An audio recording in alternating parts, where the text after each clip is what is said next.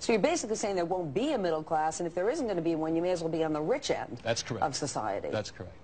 Absolutely. And what most financial books say to you is live below your means. You know, don't have a cappuccino. If you have the opportunity, one of the lessons in the book is go back to school.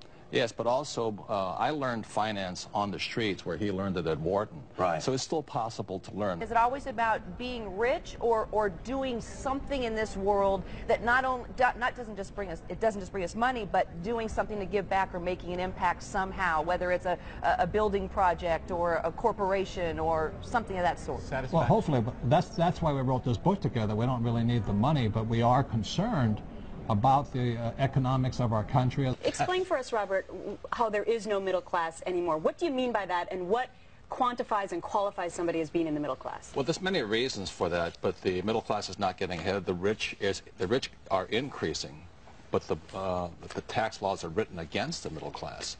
So we just got together. We said we can't change the tax laws right now, but we can change people. So we'd rather teach you how we got rich so that other people can move up rather than move down. Mr. Donald Trump and Robert Kiyosaki.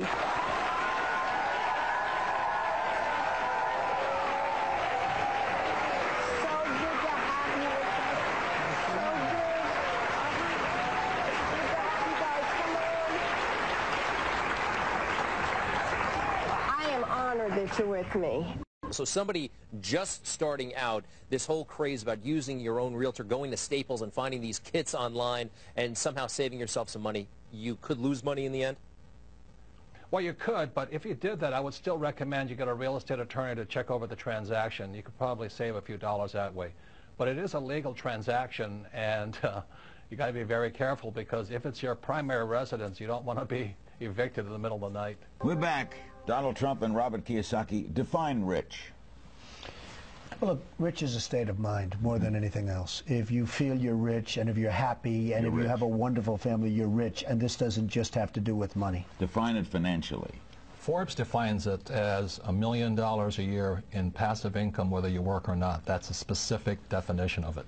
Sometimes it's daunting to say, I have a credit card with fill in the blank, $10,000 on it, and it has a 30% rate. So that's got to be the first one I tackle. When I have one with $800 on it at a 5% rate, maybe I just pay that first so I can feel that sense of achievement and progress. I agree with David. You know, interest rates are important, but the way my wife and I did it was we had like 15 line items we had to go through. We took the first one we could pay off the fastest. We hung it on our refrigerator, and when we paid that thing off, we drew a line through it. And we kept drawing lines through it. So I didn't go after the interest rate, which is good to do. I went after which one can I attack first, and I do mean attack. Robert, where is all of this going? It seems that it is high political season to sort of target the rich, make them look bad. You're saying that we should be pursuing becoming rich ourselves and not bashing those who already are. Do I have that right? That's my example. If you think the government's here to help you, I think you're badly mistaken. And I think there's no difference between a Democrat or a Republican. They both come from the same bolt of cloth. You look at John Kerry and George Bush. They went to the same school, belonged to the same societies. And they, as you and I know, it's the political action committees that determine which way the votes go. So I really feel for the poor and the middle class simply because they have no representation in Congress.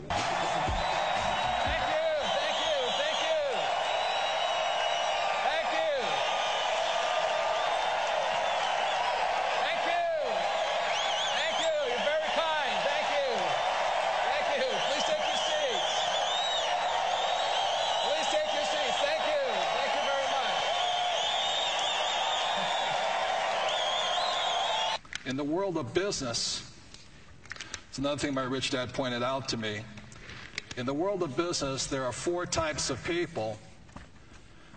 And E stands for employee, S stands for small business or specialist, B stands for big business like Bill Gates, and I stands for investor.